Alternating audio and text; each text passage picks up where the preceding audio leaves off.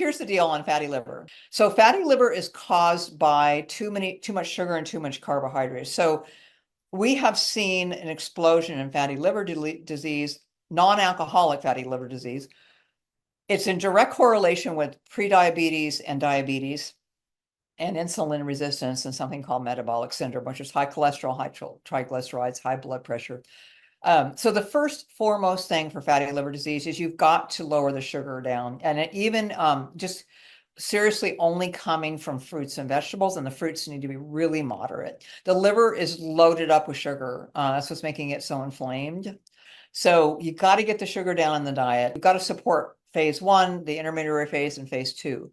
So phase 1 is all those cruciferous vegetables and the berries and the lemons and the limes and the green tea. And then it'll convert over to phase 2, but you need protein for all of this. Absolutely essential. I like a clean protein, like a collagen protein, unsweetened.